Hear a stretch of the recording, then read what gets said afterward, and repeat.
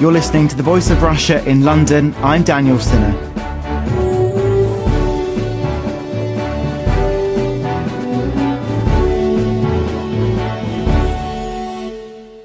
A man who joked on Twitter that he wanted to blow up an airport was prosecuted for sending a message of menacing character. He sent the tweet after being frustrated at finding his local airport closed by bad weather. Overturning the conviction, the judge noted there was no evidence to suggest any followers found the message to be menacing or alarming. Also this week, during the Olympic Games, a teenager has been issued with a harassment warning by police for sending a tweet to the British diver Tom Daley, saying, "You let your dad down, I hope you know that." The 18-year-old diver's father died of brain cancer last year. So are we now living in a country where free speech is under threat?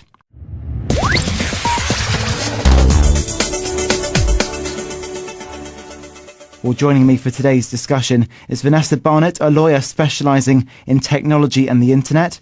Mark Pack is the co-editor of the Liberal Democrat Voice. Carl Gardner is a former government lawyer, and Professor Ian Cram is the head of the School of Law at Leeds University. I will go straight to you, Professor Ian Cram. Should people be able to make jokes and speak freely on Twitter? I think the general position must be yes. We live in a liberal democracy where people should generally be free to express opinions, even make jokes in bad taste. It's unfortunately the case, though, that there are already in English law a series of restrictions on speech that will apply to the internet and social media like Twitter. So people have to be aware that they don't have an absolute freedom of speech, that where they, for example, engage in acts of racial hatred, speech relating to racial groups, that is denigratory, insulting, or induces hatred, they may find themselves in trouble with the authorities. So we have some freedom of speech, and the internet clearly facilitates more speech, allows people to communicate with a greater range of persons than they've previously been able to. But at the same time, the downside is that there will be other people who are accessing that content and who may, as we saw in the case of Paul Chambers, take it up with the authorities and subsequently lead to an involvement by the police and prosecuting authorities. Sure. Mark Pack from the Liberal Democrat Voice, would you agree with the Professor? Pretty much. I think it's worth bearing in mind this is a problem that doesn't just exist in the online world. I mean, we've seen it very recently in Britain with the court cases around what footballers say to each other on the football pitch, and it's a similar question there. There's what is legally acceptable. There's also what is acceptable in terms of professional standards or what companies and employers permit. And often we have higher standards for those. And on some issues like, say, anti-Semitism, there's a very clear community, society consensus. On a lot of other issues, though, we don't really have that consensus yet. And what we're seeing on Twitter, as we're seeing in the case of footballers, is a lot of angst and difficult decisions as that sort of consensus emerges. I suspect what we will see in 5 or 10 years' time is that a lot of the comments that now seem very contentious and borderline are seen as obviously beyond the pale, just as we've seen with a lot of comments about racism. And in a way, that will solve a lot of these difficulties because people will simply see those sorts of comments as being unacceptable and not make them. Carl Gardner, you're a former government lawyer. I think it's quite wrong to think that in order to be a strong supporter of freedom of expression, you have to be an absolutist about it. Twitter, I think, does not exist in a vacuum. And I think that somehow the strange belief that got around a year or two ago that Twitter was some kind of law-free zone where you could do what you want is, I think, proving over the last year or so, it's been proved to people that that is not the case. In democratic societies, there are some restrictions on free speech for good reasons. And I think that's part of the fabric of a democratic society as well as free speech. And I think all we're really seeing on Twitter is the working out of that, the law engaging with that, as it would with any new technology. And we see some mistakes, I would say, the prosecution in the Twitter joke trial. We see other cases where people are being investigated or prosecuted more appropriately. Vanessa Barnett, bring you in here. You've said that Twitter, we need to remember, is not like a pub. It's absolutely right. I mean, Twitter is a thing which is publicly available, it's searchable, you're creating a record of everything you say. So if I say something very flippant and, frankly offensive in a pub to my mates, that's very different to saying it on Twitter. Both of those things could actually be illegal, but one of them is very public and easy to find, and therefore I am very much more likely to be prosecuted. And I think what we've seen with Twitter in the last couple of weeks is a scenario where the judges have actually come in and said, we accept all these laws apply to Twitter, but we're going to add some common sense to it. We're going to say, actually, Paul didn't mean to say anything ridiculous or offensive. It was a flippant remark. That's okay. That doesn't mean other people's flippant remarks, which are actually offensive, are fair game. Is this good news for Twitter users then? I think it is good news for Twitter users because after Paul Chambers' arrest, everybody had very much retrenched and been very frightened to say things on Twitter. Now I think we can say, yes, we do have free speech. We have the same free speech as we have everywhere else, but we have it within acceptable boundaries. Would you agree with? Yeah, sure, go. Professor Cram. I mean, I can understand where the comments are coming from, but one of my concerns is that kind of approach will lead to, if we're to be even-handed about it, the monitoring of all sorts of Twitter and electronic communications and lead to all sorts of people being brought before the criminal authorities. You have to remember that Doncaster Crown Court convicted Paul Chambers, and then there was a High Court hearing where the judges disagreed amongst themselves as to whether he'd broken the act or not. So I think if you say that the ordinary rules are applying to Twitter, you're kind of missing a dimension of Twitter, which is it is this instantaneous communication. It is quite similar to the kinds of things you say in a heated moment down the pub, over the dinner table, in an argument with your friends. And to apply the full rigours of the criminal law and criminal law processes to that, I think we just need to think and step back from and ask ourselves, do we really want to go down the route of applying those normal standards to Twitter? Carl Gardner. Well, I think if evidence was there about somebody saying something that was harassment or stirring up racial hatred or something in a pub, we would apply the normal criminal law to that. So I don't think there's any difficulty with extending it to Twitter. I would say where people need to step back, and I don't think this is a threat to free speech at all, but I think what we're seeing here is people who perhaps have had the idea Twitter is like being in a pub need to get used to the idea that now they have freedom of the press in the old-fashioned sense that David Allen Green, the Paul Chambers solicitor, has said.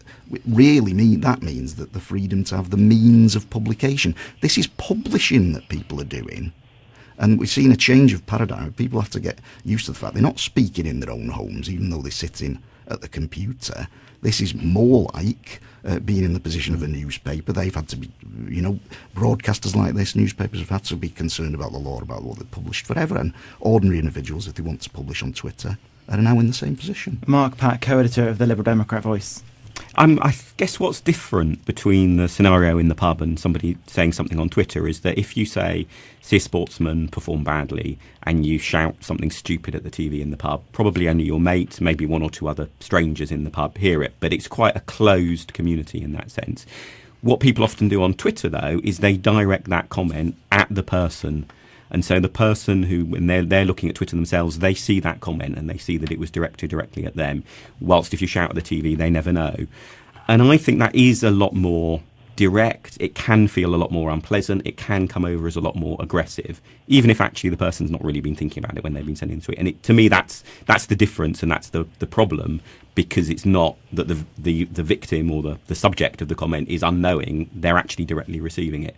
In that sense, it's more like, say, sending them an email than shouting at the TV in the pub.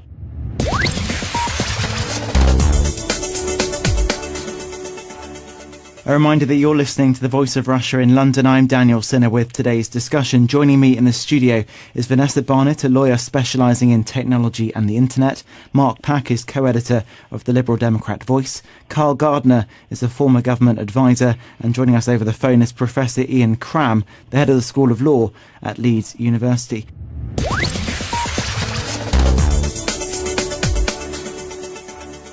Vanessa, when someone tweets, why should they have to worry about how other people interpret their views? I think there's a moral issue at play, isn't there? If I say something in my own home that's very offensive and the other people in the room understand that I'm just having a joke and I don't really mean it, and I sort of get away with it.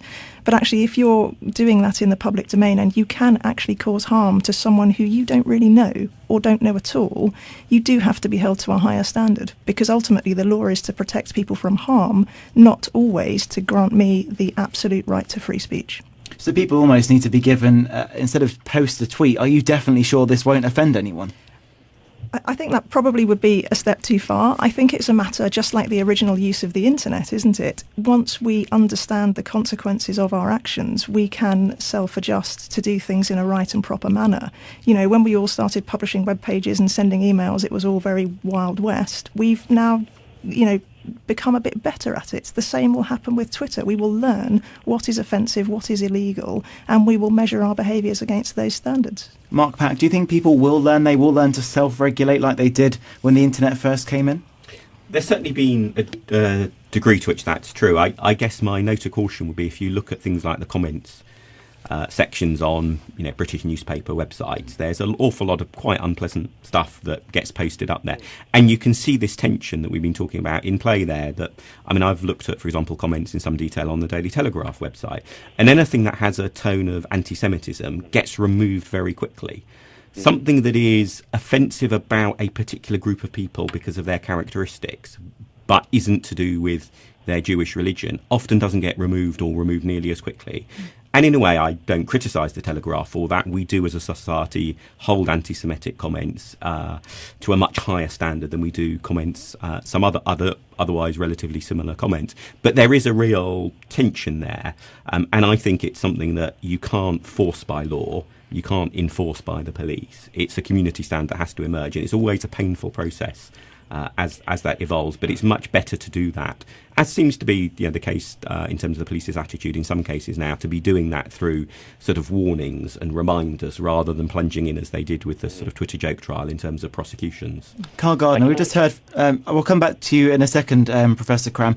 Carl Gardner, we just heard from Mark Pack, looking on newspaper websites, we don't exactly have the best comments there, and ones which we might see on Twitter. Can we really trust people to self-regulate? Most people, I think, and I suspect, I think Mark's expressed an agreement with me. I think as a sort of liberal sentiment generally, most people we will be able to. I very much agree with Mark about the nature of comments on comment websites. An important aspect of that is anonymity. The anonymity that the internet can afford people and allows them to engage in freer speech than they might do even in the pub where people know who they are.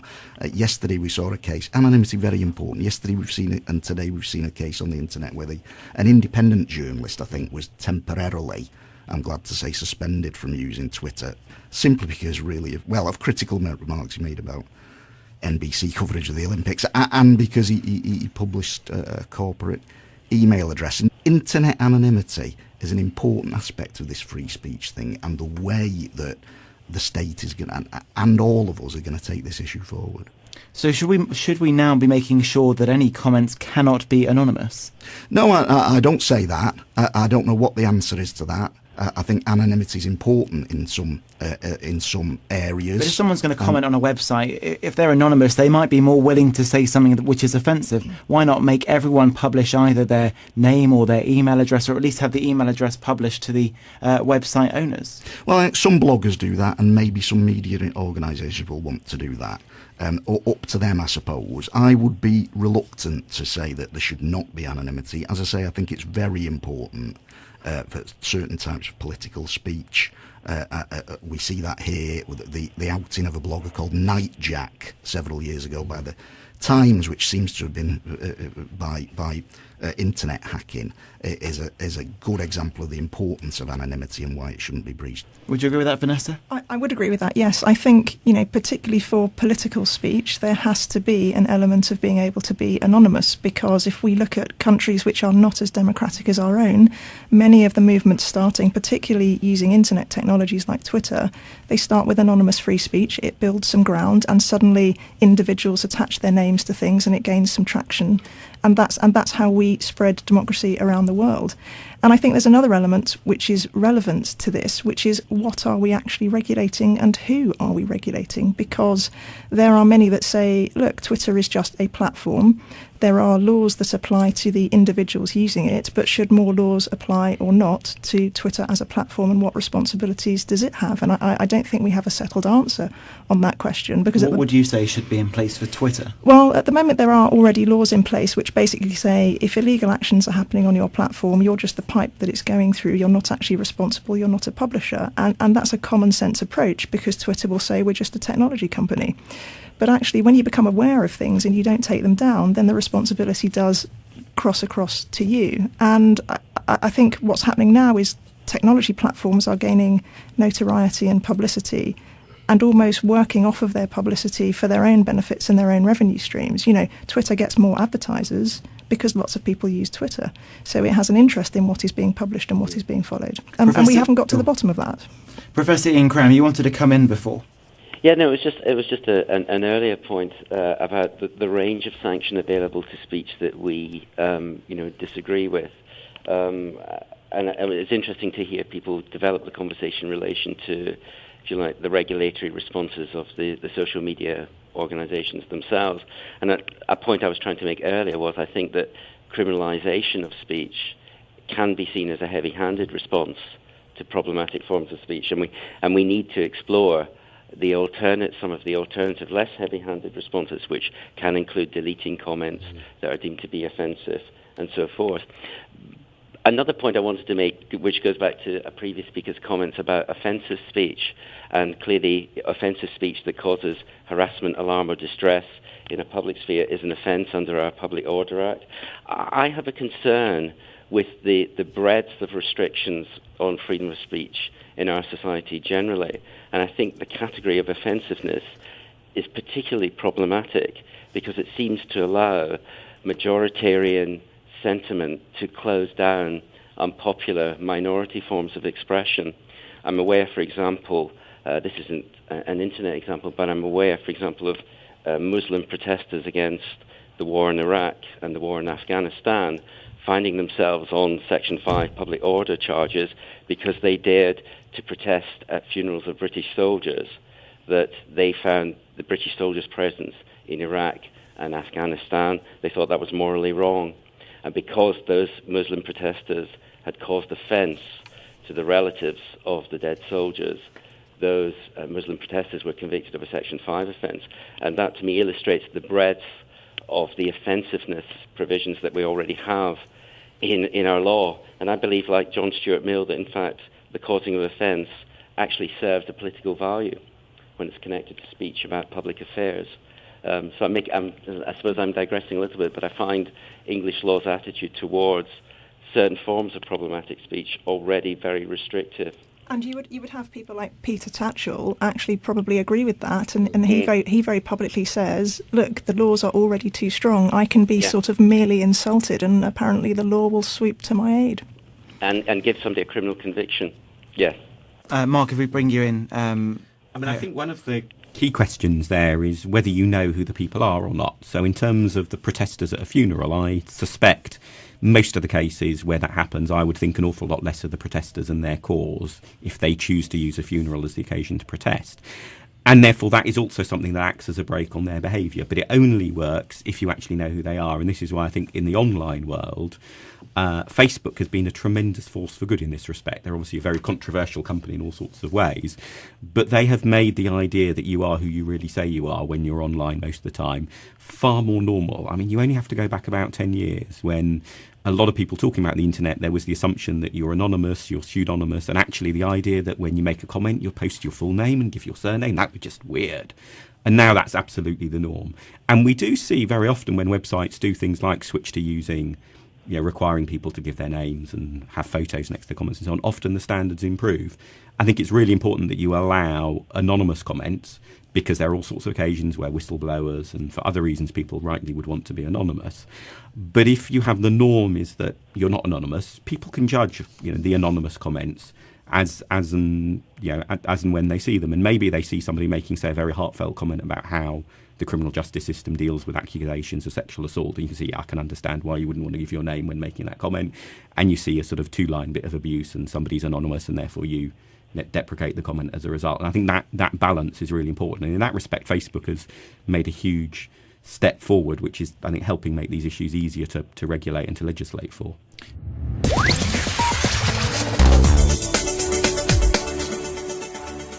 A reminder that you're listening to The Voice of Russia in London. I'm Daniel Sinner with today's discussion. Joining me is Vanessa Barnett, a lawyer specialising in technology and the internet. Mark Pack is co-editor of the Liberal Democrat Voice. Carl Gardner is a former government lawyer, and Professor Ian Cram is the head of the School of Law at Leeds University.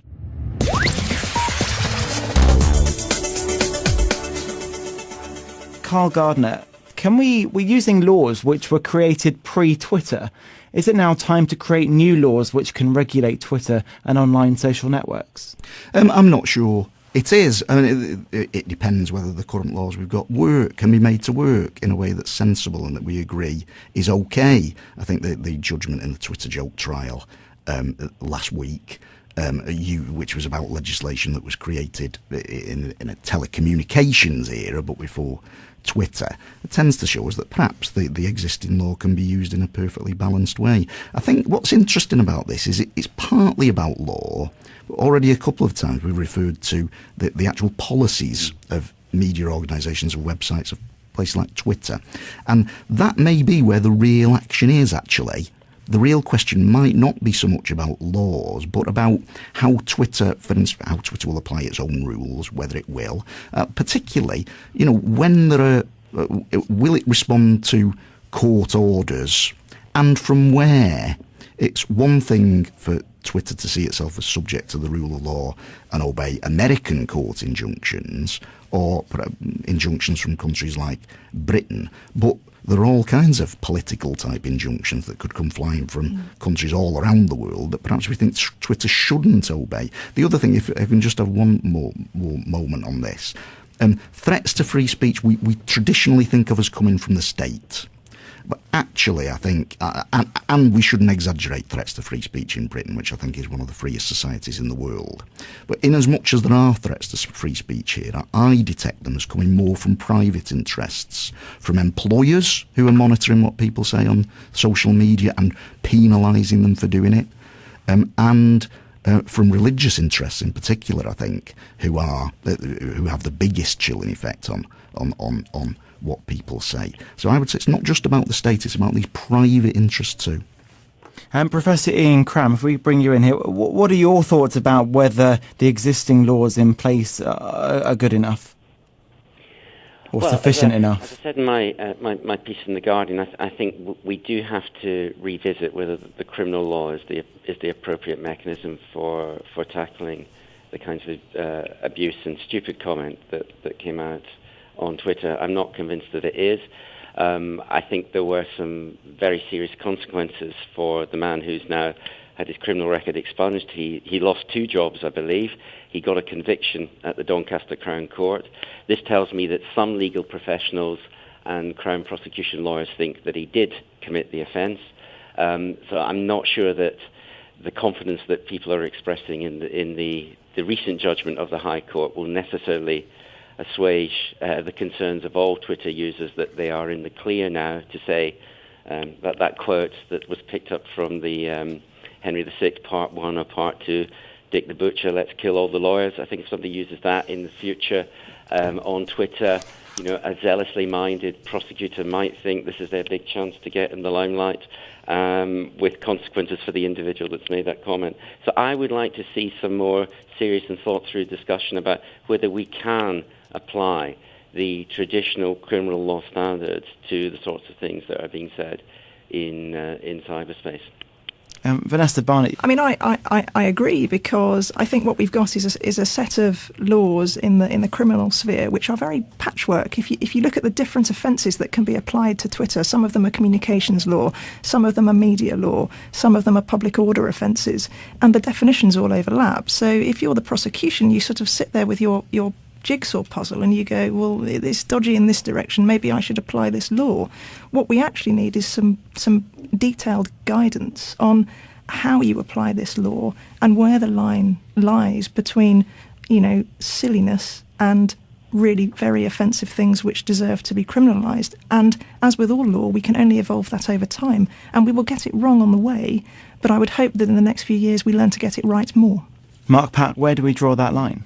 I think that sort of guidance would be very helpful, because one of the issues that is often unclear is to what extent should you take an individual tweet in context?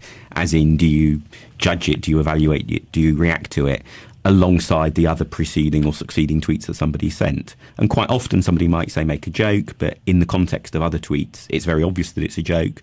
Maybe without those tweets, it isn't nearly as obvious. And I think for, somebody maybe sat at their computer or with their smartphone out thinking, I'm going to send a tweet. Hang on a minute. I remember there's been all that stuff in the news. What's okay for me to do?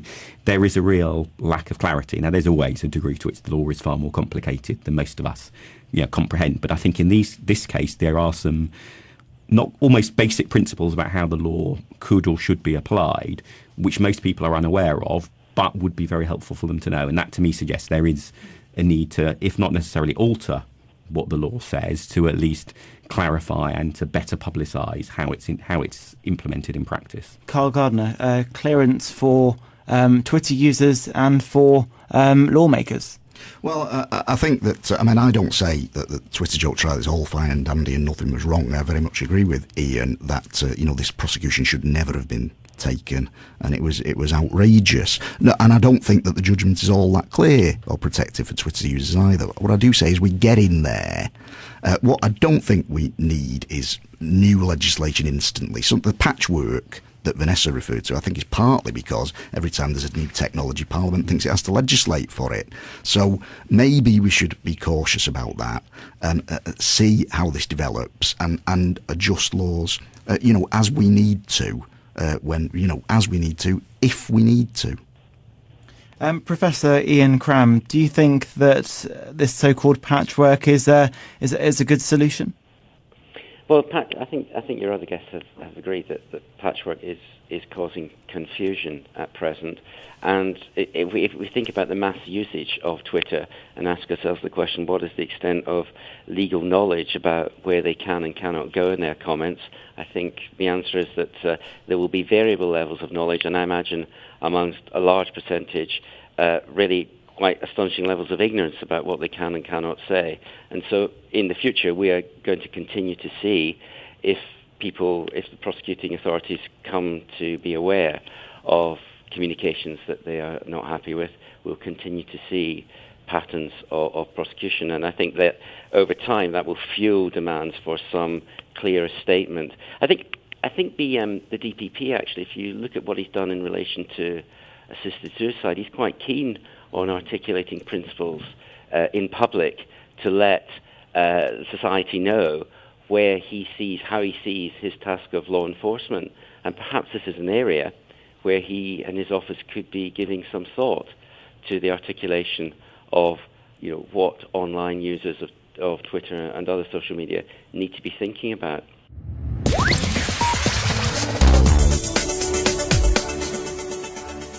Well, unfortunately, we're out of time. Thanks to all of my guests in today's discussion. Joining me in the studio was Vanessa Barnett, a lawyer specialising in technology and the internet. Mark Pack is the co-editor of the Liberal Democrat Voice. Carl Gardner is a former government lawyer. And joining us over the phone was Professor Ian Cram, the head of the School of Law at Leeds University.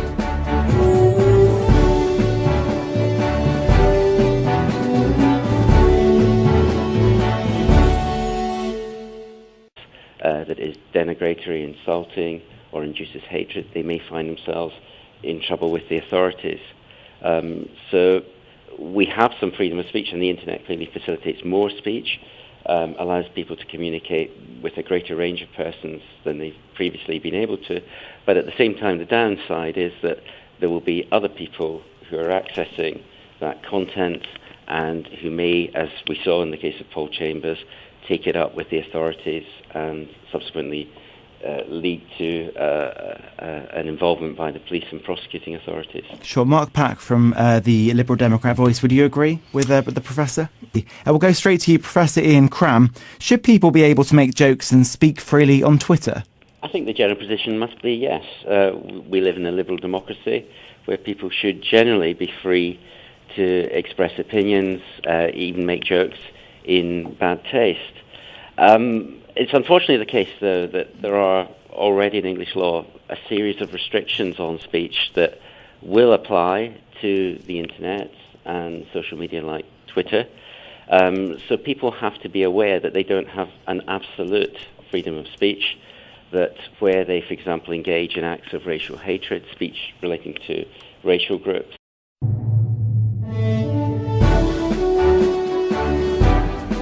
You're listening to The Voice of Russia in London. I'm Daniel Sinner.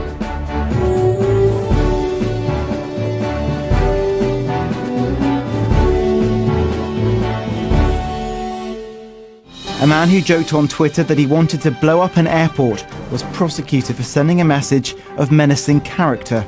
He sent the tweet after being frustrated at finding his local airport closed by bad weather. Overturning the conviction, the judge noted there was no evidence to suggest any followers found the message to be menacing or alarming. Also this week, during the Olympic Games, a teenager has been issued with a harassment warning by police for sending a tweet to the British diver Tom Daley, saying, "You let your dad down, I hope you know that." The 18-year-old diver's father died of brain cancer last year. So are we now living in a country where free speech is under threat?